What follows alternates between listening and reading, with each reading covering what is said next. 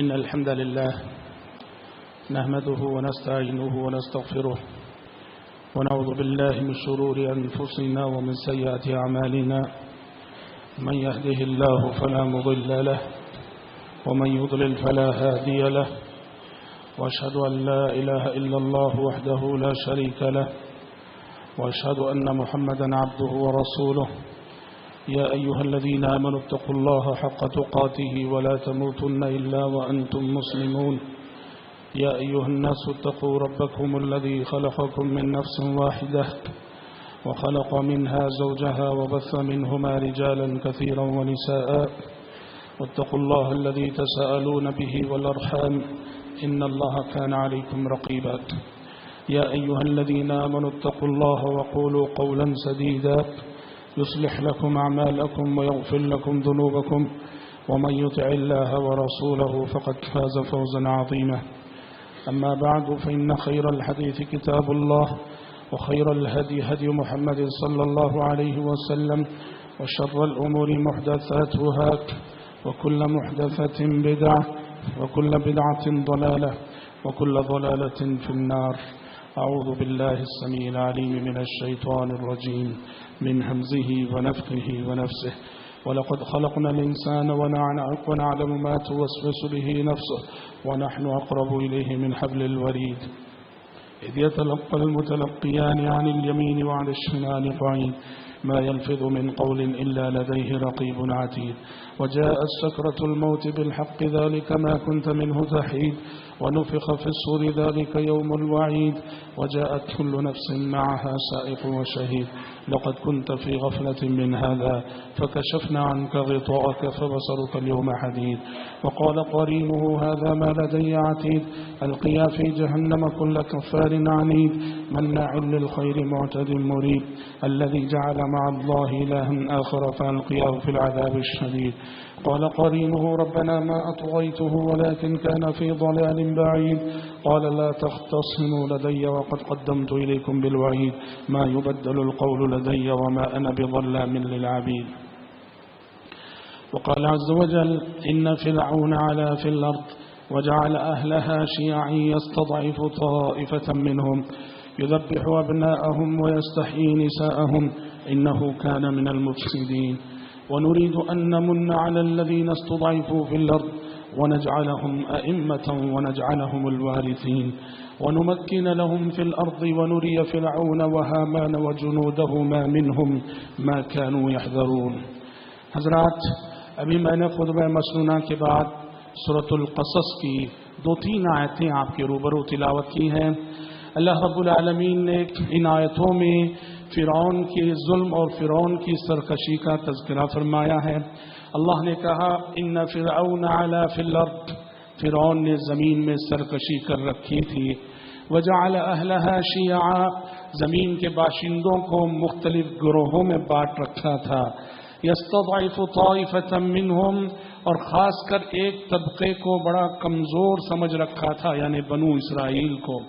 युज़ब्बिहु अब्नाअहुम व यस्तही निसाअहुम, उनके बच्चों को जिंदा ज़बह कर रहा था और उनकी औरतों को कैदी बना रहा था, जिंदा छोड़ रहा था। इन्नहु कान मिनल मुफ़सिदीन, यकीनन वो बहुत बड़ा फसादी था। और अल्लाह फरमाता है कि फ़िरौन जिस मकसद के तहत ये जुल्म कर रहा था, अल्लाह रब्बुल आलमीन ने उसे उसके इस मकसद में नाकाम कर डाला।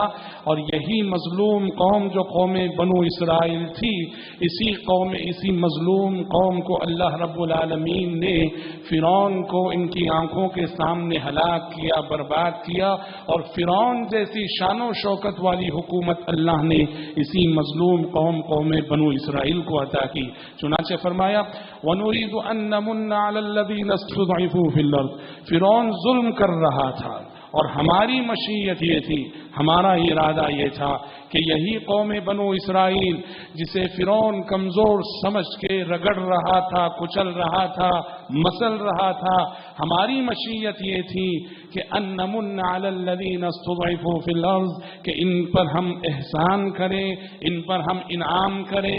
व नजअलहुम अइम्मा, اور اسی قوم بنو اسرائیل کو زمین میں امام بنائے، وَنَجْعَلَهُمُ الْوَارِثِينَ، اور اسی مظلوم قوم کو فرعون جیسے تخت و تاج کا وارث بنائے، وَنُمَكِّنَ لَهُمْ فِي الْأَرْضِ، اور اسی مظلوم قوم کو اقتدار عطا کرے، اسی مظلوم قوم کے قدم جمائے، وَنُرِيَ فِرْعَوْنَ وَحَامَانَ وَجُنُودَهُمَا مِنْهُمْ مَا كَانُوا يَحْذَرُونَ، اور فرعون اور اس کا وزیر جو حامان ہے اور ان کے جو لشکر ہیں، وہ اس قوم بنو اسرائیل میں پیدا ہونے والے ایک بچے کو لے کر اپنے مستقبل کے حوالے سے جن اندیشوں میں مبتلا اور گرفتار تھے، اللہ فرما رہا ہے ہماری مشیت ہوئی کہ وہ چیز ہم ان سے دکھا کے رہیں، وہ بچہ بنو اسرائیل میں پیدا ہو کے رہے اور اس بچے کے ہاتھوں فرعون کی سلطنت کا خاتمہ ہو کے رہے۔ حضرات، یہ آیت میں نے پڑھی ہے آج اپنے موضوع پر روشنی ڈالنے کے لیے۔ گزشتہ خطبے میں نے آپ کے سامنے ظلم کے حوالے سے گفتگو کی تھی۔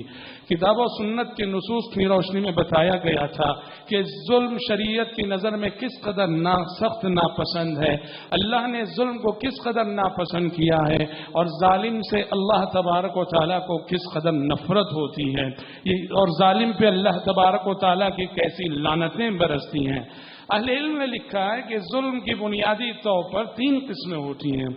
ایک ظلم ہے جو سب سے بڑا ظلم ہے، وہ ہے کہ خالق کے معاملے میں انسان ظلم کرے، یہ سب سے بڑا ظلم ہے۔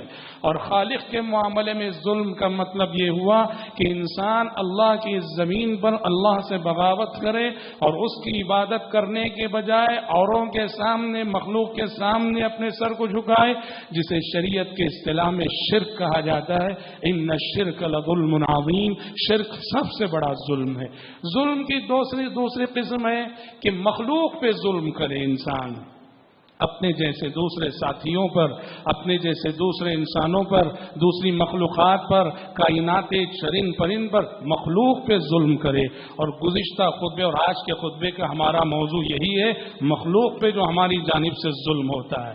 ظلم کی تیسری قسم ہے کہ انسان اپنے آپ پہ ظلم کرے، اللہ کی نافرمانی کر کے، اللہ کی معصیت کر کے، گناہ کر کے اپنے آپ پہ ظلم کریں۔ جیسے قرآن مجید نے 10 آیتوں میں معذب اقوام کا تذکرہ فرمایا، وہ قومیں جو عذاب الہی کا لقمہ بنی، اللہ نے کہا کہ ان پر اگر عذابات مسلط ہوئے تو اس لیے نہیں کہ نعوذ باللہ اللہ ظالم ہے، وما ظلمهم اللہ ولكن كانوا انفسهم يظلمون، اللہ نے انہیں عذاب دے کے ان پہ ظلم نہیں کیا، یہ نافرمان لوگ، یہ نافرمان قومیں اس زمین پر اللہ کی نافرمانی کر کے اپنے آپ پہ ظلم کر رہی تھی۔ حضرات، ظلم جب ہوتا ہے تو شریعت کی تعلیم یہ، جیسا کہ پچھلے خطبے میں بالاختصار بتایا گیا تھا، کہ مظلوم کے ساتھ کھڑے ہو جاؤ، مظلوم کی مدد کرو۔ جب دیکھ رہے ہو کسی پہ ظلم ہو رہا ہے تو مظلوم کے مددگار بن جاؤ، یہ نہ دیکھو وہ تمہارا رشتہ دار ہے کہ نہیں، ظالم سے تمہارے تعلقات کیسے ہیں، ظالم سے تمہارا دوستانہ ہے، ظالم سے تمہارا یارانہ ہے، چہرے نہیں دیکھے جاتے۔ مومنانہ کردار یہ ہے، جہاں کہیں ظلم ہو رہا ہو مومن کو مظلوم کے ساتھ کھڑے ہونا چاہیے۔ حضرت برا بن عازب رضی اللہ عنہ فرماتے ہیں، بخاری شریف کی روایت ہے، امرنا رسول اللہ صلی اللہ علیہ وسلم بنصر المظلوم، کہ پیارے نبی صلی اللہ علیہ وسلم نے ہمیں حکم دیا ہے کہ جہاں کہیں کوئی مظلوم نظر آئے، جس پہ کوئی دوسرا ظلم کر رہا ہے، ہم تماشائی نہ بنے رہیں، آگے بڑھ کر مظلوم کی مددگار بن جائیں، مظلوم کے ساتھ کھڑے ہوں اور مظلوم کو اس کا حق دلانے میں اپنا رول ادا کریں اور اپنا کردار ادا کریں۔ ایک دوسری حدیث میں پیارے نبی صلی اللہ علیہ وسلم فرماتے ہیں، ان الناس اذا رأوا الظالم فلم يأخذوا على يديه، کہ لوگ جب ظالم کو دیکھ رہے ہیں وہ ظلم کر رہا ہے اور لوگ تماشائی بنے بیٹھے ہیں، وہ مظلوم کی مدد نہیں کر رہے ہیں، تو اللہ تعالیٰ پیارے نبی فرماتے ہیں اگر معاشرہ سارا کا سارا تماشائی بنا بیٹھا ہے، ظالم ظلم پہ ظلم کیے جا رہا ہے اور مظلوم بیچارہ کچلا جا رہا ہے، مسلا جا رہا ہے، ایسے معاشرے پہ اللہ تعالیٰ عام عذابات لائے گا، عمومی عذابات مسلط ہوں گے، ایسے عذاب آئیں گے ایسے معاشرے پر جس عذاب کے آنے پر کوئی بچ نہیں سکتا، نہ اچھا نہ برا نہ متقی نہ ظالم، کوئی بچ نہیں سکتا ہے۔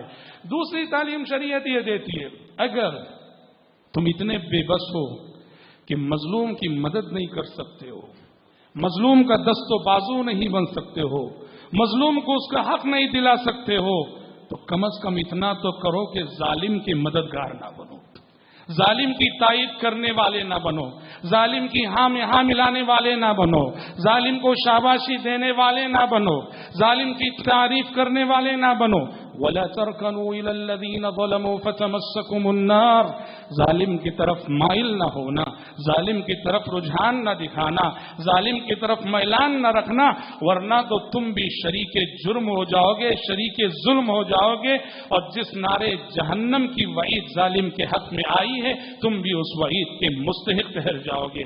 حضرات، پیارے نبی صلی اللہ علیہ وسلم کی حیات طیبہ کو دیکھیے، نبوت ملنے سے قبل، نبی بنائے جانے سے قبل جن اوصاف اور اخلاق سے آپ صلی اللہ علیہ وسلم جانے گئے، پہچانے گئے، ان میں سے ایک بہت بڑی صفت تھی مظلوم کی مدد، مظلوم کی مدد، مظلوم کے ساتھ کھڑے ہونا۔ چنانچہ سیرت کی کتابوں میں آپ پڑھتے ہیں کہ جب مکے میں ایک مرتبہ بد امنی عام ہو گئی، ظلم عام ہو گیا، تو مکے کے کچھ اچھے لوگ، بھلے سے وہ سب کافر تھے، مشرک تھے، لیکن انصاف کے داعی تھے، انصاف کے علمبردار تھے، وہ اٹھ کھڑے ہوئے کہ مکے سے ہم ظلم کا خاتمہ کریں گے، بد امنی کا خاتمہ کریں گے، ظالم کا ہاتھ پکڑیں گے، مظلوم کو اس کا حق دلائیں گے۔ آپ دیکھیے، اسلام سے قبل کی 40 سالہ زندگی میں آپ صلی اللہ علیہ وسلم نے اپنی کمیونٹی، اپنی سوسائٹی کا ساتھ کسی معاملے میں نہیں دیا، لیکن جب ظلم کے خلاف آواز اٹھانے کی بات آئی، مظلوم کے لیے لڑنے کی بات آئی، ظالم کا ہاتھ پکڑنے کی بات آئی، اور ایک انجمن قائم ہوئی جسے سیرت کی کتابوں میں حلف الفضول کا نام دیا گیا ہے، تو پیارے نبی صلی اللہ علیہ وسلم باقاعدہ اس انجمن میں شمولیت اختیار کرتے ہیں، اس کے ممبر بنتے ہیں، اور مکے کے لٹے ہوئے امن کو لوٹانے میں اپنا رول ادا کرتے ہیں، ظلم کا خاتمہ کرنے میں اپنا کردار ادا کرتے ہیں۔ اور ہو سکتا ہے کوئی کہے یہ تو نبوت سے پہلے کی بات ہے، نبوت سے پہلے کی زندگی بھی ہمارے لیے نمونہ ہے کہ پیارے نبی نے اس حیات کو، اس زندگی کو چیلنج کے طور پہ پیش کیا تھا کہ فقط لبثت فیکم عمرا من قبلہ، اے لوگوں میں وہی محمد ہوں جس کی کتابیں زندگی کے 40 ورق تمہارے سامنے کھلے ہوئے ہیں۔ یہ چیلنج بتاتا ہے کہ نبوت سے پہلے کی زندگی بھی ہمارے لیے نمونہ ہے۔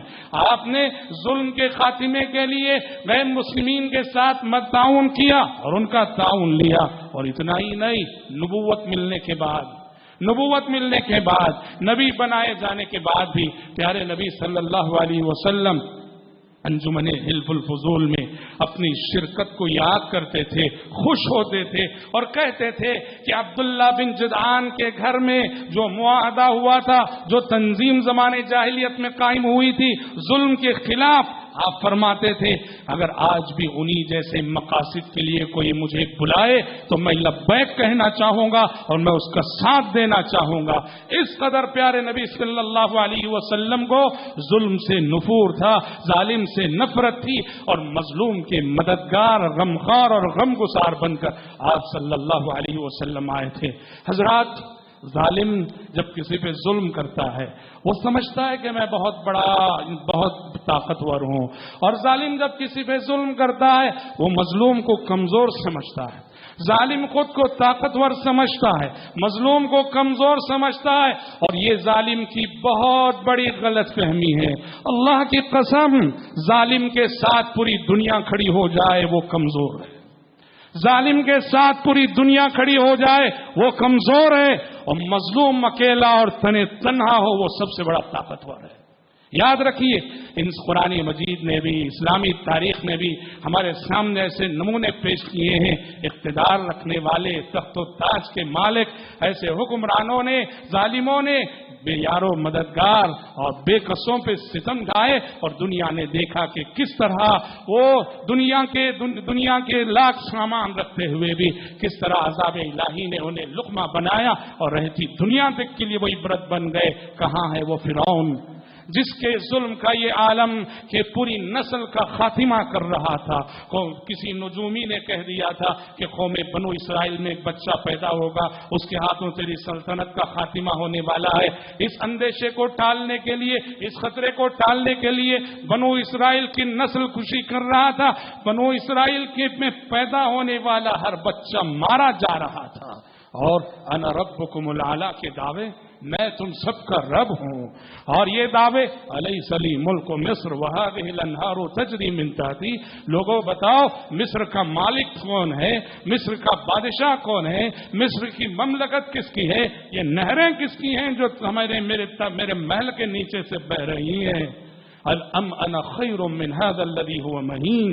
لوگوں سے کہہ رہا ہے میں اور یہ موسیٰ بتاؤ ہم دونوں میں سے کون بہتر ہے، میں اور یہ ذلیل انسان مہین. یعنی اللہ کے پیغمبر کو، اللہ کے رسول کو نعوذ باللہ ثم نعوذ باللہ مہین کے لقب، مہین کے برے لقب سے وہ یاد کر رہا ہے. لیکن دنیا نے دیکھا ظلم زیادہ دن چلتا نہیں ہے، ظلم کے پیروں میں زیادہ دن طاقت نہیں رہتی ہے، وہ ایک نہ ایک دن دھڑام سے گرتا ہے. اور دنیا نے دیکھا یہی قوم بنو اسرائیل جن کی وہ نسل کشی کر رہا تھا، دنیا نے دیکھا وہ اسی قوم بنو اسرائیل کی آنکھوں کے سامنے ڈوب رہا ہے اور دریا کا لقمہ بن چکا ہے اور زبان پہ ہے آمنت انہ لا الہ الا الذی آمنت بہ بنو اسرائیل وانا من المسلمین. اب میں ایمان لاتا ہوں کہ اس اللہ کے سوا کوئی معبود برحق نہیں ہے جس پر بنو اسرائیل ایمان لائے ہیں. وانا من المسلمین، اور میں مسلمان ہو چکا ہوں. اور آسمان سے آنے والی وحی نے کہا الآن. سوچو اللہ رب العالمین مظلوم کے سینے کو کیسی ٹھنڈک پہنچاتا ہے. اس وقت قوم بنو اسرائیل نے جب اپنی آنکھوں کے سامنے اس ظالم وقت کو، اس فرعون وقت کو، اس حاکم وقت کو ڈوبتے ہوئے اور غرق ہوتے ہوئے دیکھا ہوگا، کتنے ان کے سینے ٹھنڈے نہیں ہوئے ہوں گے. یہ اللہ کا قانون ہے کہ وہ ظالم کو مظلوم کی آنکھوں کے سامنے ایک نہ ایک دن ذلیل اور رسوا کر کے رکھتا ہے. وہ کہہ رہا تھا آمنت ایمان لا چکا میں. آسمان سے آنے والی وحی نے کہا آنا، اب عقل آئی ہے، اب سمجھ آئی ہے، اب ایمان لانا چاہتے ہو. آنا وقد عصیت قبل وکنت من المفسدین. حضرات ایسا کیوں ہے کہ ظالم کے ساتھ دنیا کھڑی ہو پھر بھی وہ کمزور ہے، مظلوم تنہا ہو پھر بھی وہ طاقتور ہے؟ اس لیے میرے بھائی کہ مظلوم کے پاس ایک طاقت ہے، مظلوم کے پاس ایک ہتھیار ہے جس ہتھیار کا کوئی جواب ظالم کے پاس نہیں ہوتا ہے، جس ہتھیار کا کوئی توڑ ظالم کے پاس نہیں ہوتا ہے. وہ ہتھیار کیا ہے؟ وہ مظلوم کی آہیں ہیں، وہ مظلوم کی بد دعائیں ہیں، وہ مظلوم کے اشک ہیں، وہ مظلوم کے آنسو ہیں. مظلوم کا دکھ، مظلوم کا درد، مظلوم کا رنج، مظلوم کا غم جب آہوں کی شکل میں آسمان پہ جاتا ہے، جب بد دعاؤں کی شکل میں آسمان پہ جاتا ہے تو رب العالمین فرماتا ہے بعزتی وجلالی لانصرنہ ولو بعد حین. بعزتی وجلالی، رب العالمین اپنے عزت و جلال کی قسم کھاتا ہے. جب کسی مظلوم بندے کی آہیں اس تک پہنچتی ہیں، جب کسی مظلوم بندے کی بد دعائیں اس تک پہنچتی ہیں، کسی مظلوم بندے کے ظلم کا شکوہ اس تک پہنچتا ہے، اللہ رب العالمین قسم کھا کے کہتا ہے بعزتی و جلالی لانصرنہ ولو بعد حین. میرے عزت و جلال کی قسم، اے میرے مظلوم بندے انتظار کر، میری مدد آ کر رہے گی. بھلے سے تھوڑا دیر سے ہی صحیح، تجھے انتظار کرنا پڑے گا صحیح، پر عزت و جلال کی قسم ہے میری مدد آ کر رہے گی. ثلاث دعوات مستجابۃ لا شک فیہن. پیارے نبی فرماتے ہیں 3 دعائیں ایسی ہیں قبول ہو کے رہتی ہیں، ان کے قبول ہونے میں کوئی شک نہیں ہے. دعوت المسافر، مسافر جب حالت سفر میں دعا کرتا ہے. دعوت الوالد، وہ ایک والد اپنی اولاد کے حق میں جب دعا کرتا ہے. دعوت المظلوم، تیسری دعا آپ نے فرمایا مظلوم کی دعا.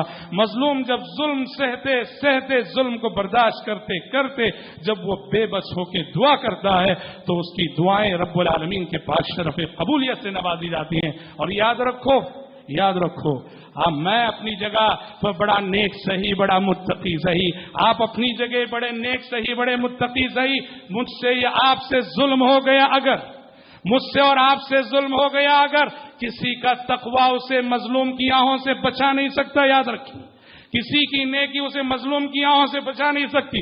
معاذ بن جبل رضی اللہ عنہ کو یمن روانہ کر رہے ہیں آپ صلی اللہ علیہ وسلم. یمن بھیج رہے ہیں, ایک بڑی مہم پہ بھیج رہے ہیں, تبلیغ اسلام کے لیے بھیج رہے ہیں, زکوٰۃ وصول کرنے کے لیے بھیج رہے ہیں. اور اس اہم موقع پہ جو نصیحتیں آپ فرماتے ہیں حضرت معاذ بن جبل کو غور کیجئے. کیا فرمایا؟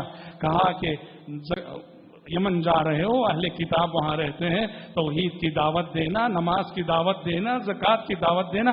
فرمایا وَإِيَّاكَ وَكَرَائِمَ أَمْوَالِهِمْ. زکوٰۃ میں ہوتا کیا ہے؟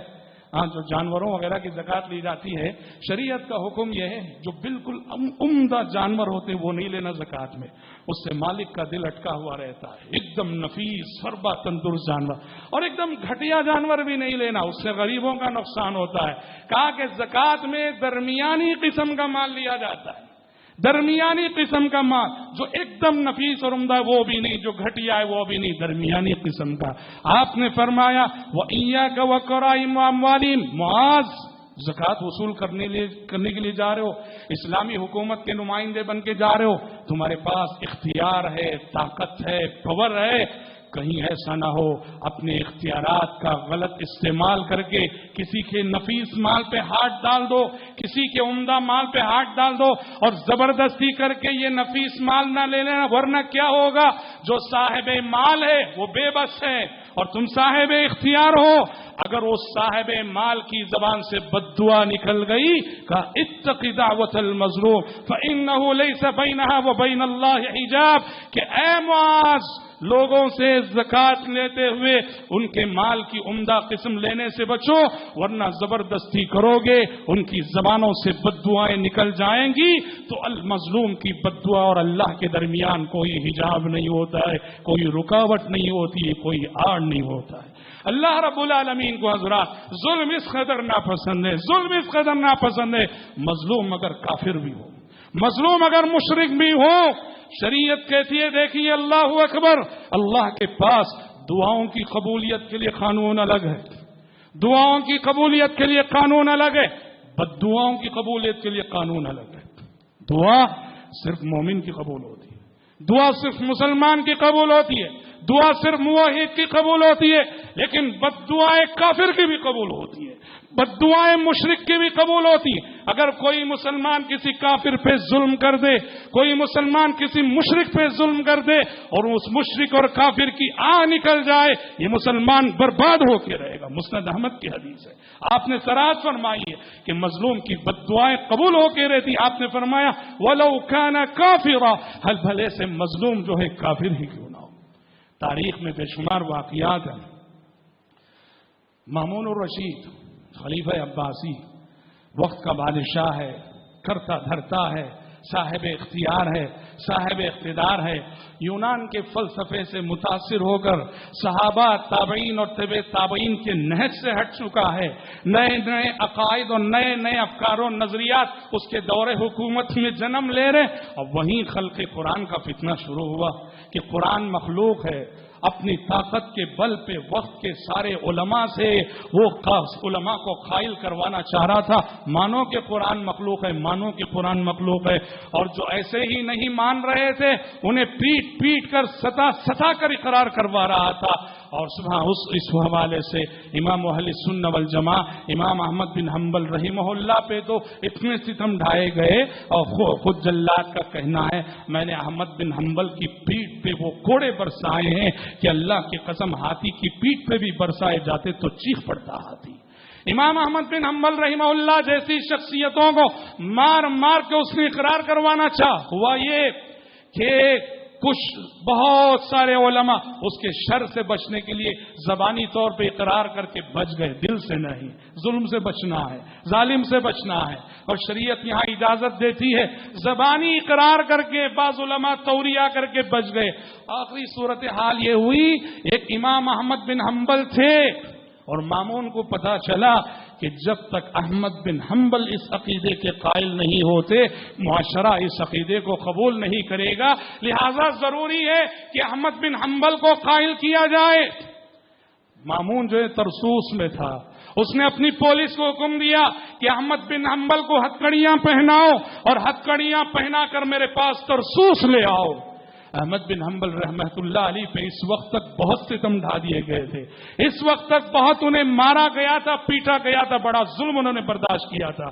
اب وہ فائنل اقدام کرنا چاہتا ہے، کوئی ایسی سزا دینا چاہتا ہے کہ احمد بن حنبل کو مان کے رہنا چاہیے اور مانے بغیر کوئی چارہ نہ ہو۔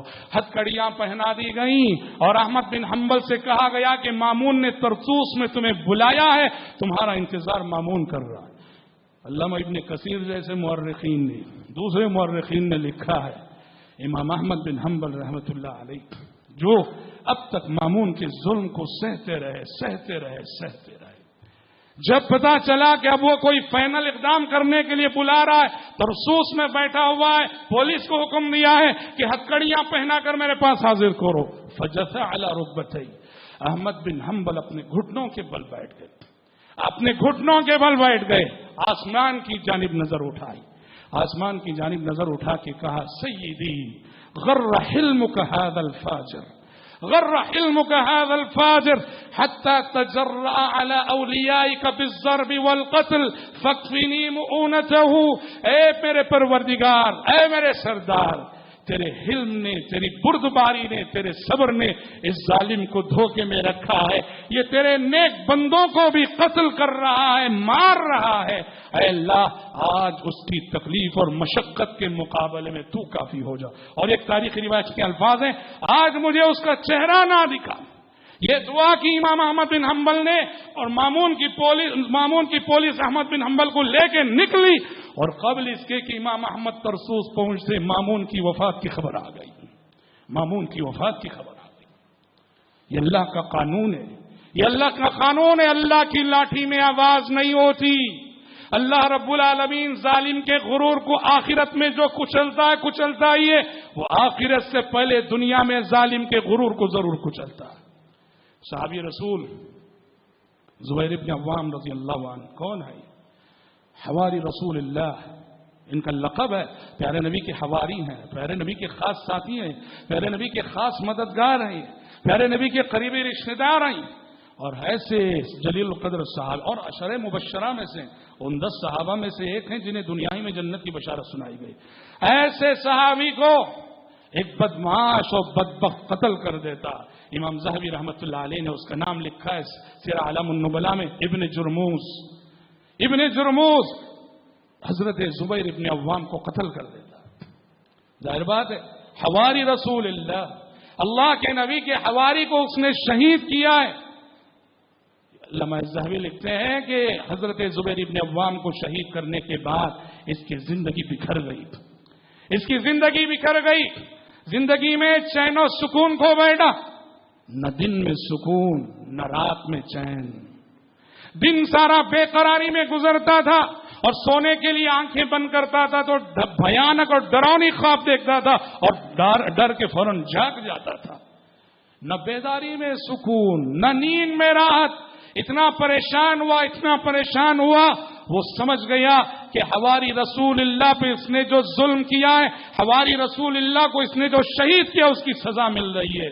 سیدھے حضرت زبیر رضی اللہ عنہ کے بیٹے مصعب بن زبیر رضی اللہ عنہ کے پاس گیا، جا کے کہا مصعب دیکھو میں تمہارے باپ کا قاتل، مجھے احساس ہے، بدلہ لے لو مجھ سے، قصاص لے لو مجھ سے۔ مصعب بن زبیر رضی اللہ عنہ نے کہا میں اپنے بھائی عبداللہ بن زبیر سے مشورہ کرتا ہوں۔ مصعب بن زبیر اپنے بھائی عبداللہ بن زبیر کے پاس گئے، کہا کہ بھائی جان وہ ہمارے ابو کا قاتل ابن جرموز پیشکش کر رہا ہے کہ ہم اس سے قصاص لے لیں۔ عبداللہ بن زبیر نے کہا کہ نہیں، اس کی جان میرے ابو کی جان کے برابر نہیں ہو سکتی، ہمیں دنیا میں نہیں، ہمیں اس کا بدلہ آخرت میں چاہیے، اسے ایسے ہی تڑپنے دو، قصاص نہیں لیا، بدلہ نہیں لیا۔ امام ذہبی لکھتے ہیں بلاخر زندگی میں اضطرابات بڑھتے گئے، بے چینیاں بڑھتی گئیں، ہوا ایک یہ کھنڈر نما ایک عمارت تھی، بوسیدہ عمارت تھی، اس کے اندر گیا، لوگوں سے کہا دیوار کو ذرا دھکا دو، لوگوں نے دھکا دیا، دیوار گری، چھت گری اور مر گیا دب کر۔ من عادى لي وليا فقد آذنته بالحرب، اللہ کا قانون حدیث قدسی ہے، جو میرے اولیاء سے، میرے نیک بندوں سے دشمنی کرے گا میں اس سے اعلان جنگ کرتا ہوں۔ من عادى لي وليا فقد آذنته بالحرب۔ اور حضرات ایسا نہیں کہ یہ سب تاریخ کے واقعات ہیں، آنکھیں کھول کے اگر ماحول اور سماج کا مشاہدہ کریں، ہمارے سامنے ایسے کتنے واقعات ہوتے ہیں. مسئلہ یہ کہ ہم نگاہ عبرت سے نہیں دیکھتے اور ان واقعات سے سبق حاصل نہیں کرتے. سعودی عرب کا ایک فوجی ہسپتال ہے ریاض کا، وہاں کے ایک ڈاکٹر ہیں عبد المحسن الاحمد، انہوں نے ایک واقعہ بیان کیا. کہا کہ ایک مریض آیا ہمارے پاس، ایک پیشنٹ آیا ہمارے پاس علاج کے لیے. مسئلہ یہ تھا کہ دل کے وال بلاک تھے اس کے.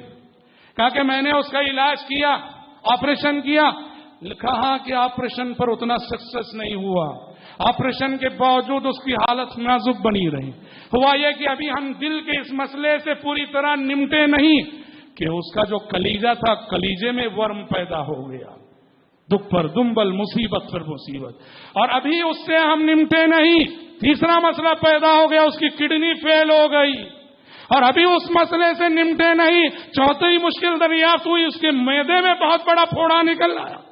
کہہ رہے حیران تھے ہم لوگ، آیا ہے ایک مسئلے کے لیے اور علاج جیسے جیسے چل رہا ہے ایک ایک نیا پرابلم سامنے آ رہا ہے. کہتے ہیں ہم حیران تھے کہ کیا ہو رہا ہے. اس کو ہوش آئی، آنکھ کھول کے اس نے مجھ سے کہا، ایک فون نمبر نکالا، کہا کہ ذرا اس کو فون کیجئے، فوراً بلائیے، اس کو فون کیجئے، فوراً بلائیے. ڈاکٹر عبد المحسن الاحمد کہتے ہیں میں نے اس نمبر پہ کال لگائی. میں نے کہا کہ بھائی آپ کون ہیں؟ یہاں ہسپتال میں ایک مریض ہے جس کا نام یہ ہے اور اس کی یہ صورتحال ہے، اور اس نے آپ یہ نمبر دیا، کہا کہ آپ سے بات کریں، وہ آپ کو بلا رہا ہے. ڈاکٹر صاحب کہتے ہیں جس سے میں نے فون پہ بات کی، اس نے کہا ڈاکٹر صاحب میں بتاؤں، یہ وہ شخص ہے جس نے 3 سال قبل میری جائیداد کے معاملے میں میرے خلاف جھوٹی گواہی دی تھی، اور اس کی جھوٹی گواہی کی وجہ سے میری جائیداد مجھ سے چھن گئی، دوسرے کے حق میں چلی گئی. 3 سال سے میں اور میرے بیوی بچے سجدے میں یہ دعا کر رہے ہیں، اے اللہ اس ظالم کو مرنے سے پہلے اس کے ایک ایک عضو کو نہ کرا کر دے، اس ظالم کے مرنے سے پہلے اس کے ایک ایک عضو کو نہ کرا کر دے. ڈاکٹر صاحب کہتے ہیں میں نے اس کو سمجھایا، بلایا، کہا کہ معاف کرو، درگزر کرو، وہ بہت پچھتا رہا ہے. اس کے بعد بہرحال جو بھی ہوا. حضرات کہنا یہ ہے کہ اللہ کے پاس دیر ہوتی ہے پر اندھیر نہیں. اللہ جو مہلت دیتا ہے اس سے ظالم دھوکہ نہ کھائے.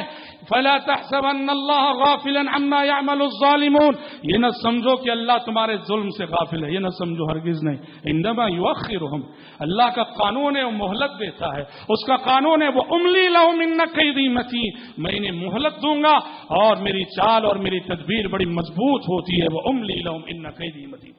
حضرات زندگی میں ظلم سے بچو، ہر چھوٹے بڑے ظلم سے بچو.